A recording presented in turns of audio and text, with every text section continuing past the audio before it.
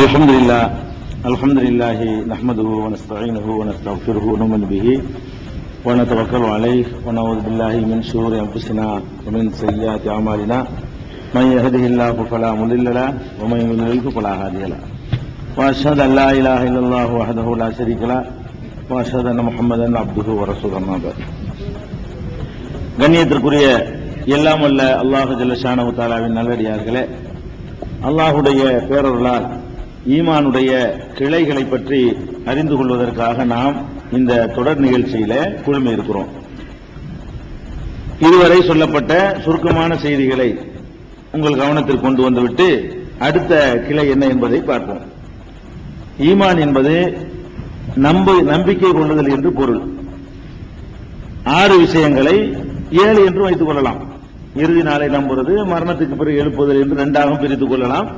இந்த 7 விஷயங்களை முதல்ல நம்ப வேண்டும். அல்லாஹ்வை நம்பணும், வானவர்களை நம்பணும், தூதர்களை நம்பணும், வேதங்களை நம்பணும், இறுதி நாளை நம்பணும், விதியை நம்பணும், மரணத்துக்கு பிறகு எழுப்பப்படுறதை நம்பணும்னு சேர்த்துக்குருவாங்க. அது இறுதி நாளில் அடங்கினா அடங்கிட்டு போயிடும். இந்த 6 விஷயங்களை நம்பிக்கை கொள்வதுதான் ஈமான். இதுதான் ஈமானுடைய அடிப்படையான கிளைகள் என்பதை ஃபர்ஸ்ட் நம்ம பார்த்தோம். ஒவ்வொன்றையும் நம்புறது எப்படி நம்பணும் என்பதை பார்த்தோம். வெறும் நம்பிக்கை மட்டும் ஈமான் ஆகாது. நம்பின பிறகு நம்மிடத்துல சில மாற்றங்கள் நிகழ வேண்டும். அந்த மாற்றங்கள்ல முக்கியமான மாற்றம் என்னன்னு கேட்டா, பிறருக்கு நன்மை செய்தல் அல்லது பிறருக்கு நம்மால் தீங்கு ஏற்படாமல் பார்த்துக் கொள்ளுதல். இது ஒரு ஈமானுடைய ஒரு கிளை என்று நபி ஸல்லல்லாஹு அலைஹி வஸல்லம் அவர்கள் சொன்னார்கள். இந்த பிறருக்கு தீங்கு தருதல் என்பதில் என்னென்னவெல்லாம் வரும் என்பதுல ஒரு குறிப்பிட்ட அளவுக்கு தான் உங்களுக்கு சொல்லியிருக்கு. நீங்களா டெவலப் பண்ணிக்கலாம். பிறருக்கு இடைஞ்சல் தரக்கூடிய வேற வேற காரியங்களும் இருக்கலாம். பொதுவாக பிறருக்கு நம்முடைய எந்த ஒரு செயலுமே, நம்முடைய பேச்சு, நம்முடைய அசைவு, நம்முடைய சைகை, நம்முடைய எழுத்து, இதெல்லாம் பிறருக்கு தீங்கு தரக்கூடியதாக அமைஞ்சிடவே கூடாது. இது ஈமானுடைய ஒரு கிளை என்று சொன்னார்கள் பெருமானார் ஸல்லல்லாஹு அலைஹி வஸல்லம் அவர்கள். அதுல பல அம்சங்கள் அடங்கி இருக்கிறத பார்த்துட்டோம். அடுத்தது ஈமானுடைய கிளையில இன்னொரு கிளை என்னன்னு கேட்டா, ஒரு ஹதீஸ் இருக்குது. பெருமானார் ஸல்லல்லாஹு அலைஹி வஸல்லம் அவர்கள் ஒரு அன்சாரி, அதாவது மதீனாவை சேர்ந்த ஒரு மனிதரை கடந்து போகிறார்கள். கடந்து போகும் பொழுது அந்த மனிதர் என்ன பண்றாரு, அந்த அன்சாரி தன்னுடைய தம்பிக்கு அறிவுரை சொல்லிக்கிட்டு இருக்கிறாரு. ரசூல் ஸல்லல்லாஹு அலைஹி வஸல்லம் கடந்து போறாங்க. ஒரு அண்ணனும் தம்பியும் அங்க பேசிக்கிட்டு இருக்கிறாங்க. அண்ணங்காரரு தம்பிக்கு ஒரு அட்வைஸ் பண்றாரு. என்ன அட்வைஸ் பண்றாருன்னு கேட்டா, ரொம்ப வெக்கப்படுறியப்பா, வெக்கப்படக்கூடாது, எதுக்கெடுத்தாலும் வெக்கப்பட்டு இருக்கிற அப்படின்னு சொல்லி இந்த கூச்ச சுபாவம், இந்த கூச்சப்படுறிய இதெல்லாம் இருக்கக்கூடாது என்று தம்பிக்கு அண்ணன் போதனை செய்யறாரு. இந்த மாதிரி எதுக்கெடுத்தாலும் வெக்கப்படுறது, கூச்சப்படுறது இதெல்லாம் நல்ல பண்பு இல்ல அப்படின்னு சொல்லிட்டு இருக்கிறாரு. அப்ப ரசூல் ஸல்லல்லாஹு அலைஹி வஸல்லம் அதை பார்த்து நின்றுட்டு என்ன செய்யறாங்க, என்ன சொல்றாருன்னு கவனிச்சுட்டு, தஹு விடு, இந்த அறிவுரை இதோட விடு, அந்த அண்ணனுக்கு சொல்றாங்க. இப்ப அறிவுரை சொன்னீங்கல, இந்த அறிவுரை இதோட நிறுத்திக்க. ஏன் என்றால், இன்னல் ஹயாஅ மினல் ஈமான், வெட்கப்படுதல் என்பது ஈமானின் ஒரு கிளை, ஈமானுடைய ஒரு அம்சம். அந்த ஈமானுடைய அம்சம் இருக்கு, அதை வேணான்னு சொல்லி நீ அட்வைஸ் பண்ற என்று பெருமானார் ஸல்லல்லாஹு அலைஹி வஸல்லம் சொன்னதாக சஹீஹுல் புகாரியில 24வது ஹதீஸ், முதல் வால்யூம்லயே ஆரம்பத்திலே 10-15 பக்கத்துல இதை பார்க்கலாம். முதல் வால்யூம்லயே 24வது ஹதீஸ்ல இதை பார்க்கலாம். இன்னொரு சந்தர்ப்பத்தில் பெருமானார் ஸல்லல்லாஹு அலைஹி வஸல்லம் சொன்னார்கள், அல் ஈமானு பில்உம் வ60 ஷுபா, ஈமான் என்பது 60க்கு மேற்பட்ட கிளைகளை கொண்டது. வல் ஹயாஉ ஷுபத்து மினல் ஈமான், வெட்கம் என்பதும் அந்த ஈமானின் ஒரு கிளைதான். 60க்கு மேற்பட்ட கிளைகள் இருக்கின்றன. அதுல ஒரு கிளை எதுன்னு கேட்டா வெட்கப்படுதல். இது ஈமானுடைய ஒரு கிளை. இது சஹீஹுல் புகாரியில 9வது ஹதீஸாக நீங்கள் பார்க்கலாம். இது முதல் வால்யூம்ல ஆரம்பத்திலேயே நீங்கள் பார்க்கலாம். 9வது ஹதீஸ்ல வெட்கப்படுதல் என்பது ஈமானுடைய ஒரு கிளை என்று சொல்கிறார்கள். அதே மாதிரி இந்த சகோதரருக்கு அறிவுரை சொன்ன ஹதீஸ் 6118வது ஹதீஸாகவும் புகாரியில இடம்பெறுது. வெட்கப்படுறதை நீ அட்வைஸ் பண்ணாத, நல்லதுதான் செய்யறாரு. அப்ப இதுல என்ன சொல்ல வர்றாங்க ரசூல் ஸல்லல்லாஹு அலைஹி வஸல்லம் கேட்டா, அவங்க சொல்ல எல்லாமே எப்படி இருக்கும்னா, பெருமானார் ஸல்லல்லாஹு அலைஹி வஸல்லம் அறிவுரை எல்லாம் பல விஷயங்களை உள்ளடக்கிய ஒரு தத்துவமாகத்தான் மக்களுக்கு சொல்லுவாங்க. பிறர் நலத்தை நாடுவது ஒரு கிளைன்னு சொல்லுவாங்க. அதுக்குள்ள ஏராளமான நன்மைகள் நமக்கு கிடைச்சு போயிடும்.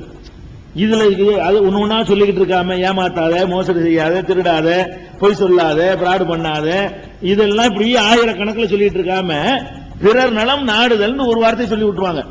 அதுக்குள்ள 1000 அடங்கும். அதுக்குள்ள நமக்கு தெரியாத இன்னும் எவ்வளவோ அடங்கி போயிடும். இந்த மாதிரி பேசக்கூடியவர்கள் நபிகள் நாயகம் ஸல்லல்லாஹு அலைஹி வஸல்லம் அவர்கள். அதே மாதிரி மனிதனை பண்படுத்துவதில் பல விஷயங்களில் அவனை அப்படியே மாற்றி அமைக்கக்கூடியதுல முக்கியமான இடம் பெறக்கூடியது வெட்க உணர்வு. நம்ம சமுதாயத்தில் எப்படி ஆக்கிட்டாங்கன்னு கேட்டா, வெட்கங்கிறது பொம்பளைக்கு உள்ளதுன்னு ஆக்கிட்டாங்க. இந்த வெட்கம்னால என்ன, நம்ம இந்திய சமூக அமைப்புல, தமிழ் சமூக அமைப்புல எப்படி இருக்குன்னு கேட்டா, வெட்கம்னா அது யாருக்கு உள்ளது, பொம்பளைகளுக்கு உள்ளது. ஒருத்தன் வெக்கப்படுறான்னு, என்னடா பொம்பளை மாதிரி வெக்கப்படுற, சொல்லும் போது எப்படி சொல்லுவோம், என்னடா பொம்பளை மாதிரி வெக்கப்படுறேன்னு சொல்லுவோம். ஒரு பொம்பளைகிட்ட வெக்கம் இல்லைன்னு வச்சுக்கிறீங்களேன், நீ பொம்பளையா, நீ வெக்கம் இல்லாம இருக்கிறிய அப்படின்னு கேட்போம். அதாவது வெக்கம்னா பொம்பளை, பொம்பளைனா வெக்கம் அப்படிங்கிற மாதிரி நினைச்சிட்டோம். வெட்கம் என்ற ஒரு தன்மையை பெண்களுக்கு மட்டுமே உரியது என்று ஆக்கிவிட்ட இந்த சமூக அமைப்புல நபி ஸல்லல்லாஹு அலைஹி வஸல்லம் அவர்கள் ஒரு ஆம்பளைட்ட வெக்கம் இருந்ததை பார்த்துட்டு அதை குறை சொன்னார் பாருங்க, அவரை கண்டிக்கிறாங்க.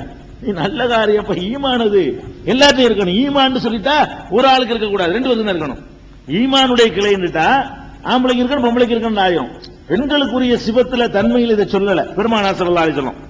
அப்ப இந்த வெட்கங்கிறது என்ன, முதல்ல அதை விளங்கிக்கணும். வெட்கம் சொன்னா நம்ம இப்ப நம்ம தமிழ்ல அப்படித்தான் ஆக்கிவிட்டாங்க. தமிழ்ல வெக்காண்டா எதுக்கு சொல்றதுன்னு கேட்டா, அதாவது இந்த உடல் ரீதியான சமாச்சாரங்களுக்கு வெக்கப்படுறது இருக்க, அது மட்டும்தான் வெக்கம்னு ஆக்கிவிட்டாங்க. வெக்கம்டா எதுக்கு சொல்லிட்டாங்கன்னு கேட்டா, அதாவது ஒரு அசிங்கமான ட்ரெஸ் போடுறது, அசிங்கமான காட்சிகளை காட்டுவது, முழுசா நிர்வாணமா ஒருத்தனும் ஒருத்தர் இருப்பது, இதுகள்ல தான் வெக்கம் வழங்கி வச்சிருக்காங்க. இப்படிலாம் இருந்தா வெக்கம் கட்டுவேன், இப்படிதான் நம்ம வழங்கி வச்சிருக்கிறோம். தமிழ்ல வெக்கத்துக்கு அப்படி இருக்குமோ என்னமோ தெரியல. ஆனா அரபியில் இந்த ஹயா என்ற வார்த்தைக்கு அந்த அர்த்தம் இல்ல. ஹயாங்கிற வார்த்தைக்கு இப்படி இந்த குறுகிய அர்த்தம் கிடையாது. அரபியில வெக்கத்துக்கு ஹயாங்கிறாங்களே, ஹயானா வெக்கம்னு முடிவு இருக்கிறோம். ஆனா ஹயாவுக்கு என்ன அர்த்தம் கேட்டா, இழிவு தருகிற செயல்களை எல்லாம் தவிர்த்து கொள்வதற்கு பேர் வெக்கம். அரபியில் இந்த ஹயாவுக்கு டெபினேஷன் என்னன்னு கேட்டீங்கன்னா, இழிவு தருகிற செயல்களை எல்லாம் என்ன செய்யணும், தவிர்த்து கொள்ள வேண்டும். கேவலமாக கருதுகிற செயல்களில் இருந்து தவிர்த்து கொள்வதற்கு பேர் தான், ஒதுங்கிறதுக்கு பேர் தான் ஹயா. இது செஞ்சா கேவலம், இது செஞ்சா கேவலம் அப்படிங்கிறது. இதுல நீங்க ஒரு அடிப்படை விளங்கிக் கொள்ளணும். பொதுவாக இந்த வெட்கம் என்பது மனிதனுக்காக நம்ம சில காரியங்களை செய்யாமல் இருப்பதுக்கு தான் வெக்கம்னு சொல்ற வழக்கத்தை வச்சிருக்கிறோம். அதான வச்சிருக்கிறோம். வெக்கம்டா என்னன்னு கேட்டா, இறைவனுக்கு பயந்து செய்யறது தக்வா. இறைவனுக்கு பயந்தை ஒன்றை செய்வது, ஒன்றை செய்யாமல் இருப்பதுக்கு பேர் தக்வா, இறையச்சம்னு சொல்லிடுவோம். மனிதனுக்கு பயந்துகிட்டு சில காரியங்களை செய்யாம இருந்தோம்னு சொன்னா அது அவனு வெக்கப்பட்டு செய்யாம இருக்கிறோம். கேட்டுவானோ ரகசியமா போய் செய்வோம்.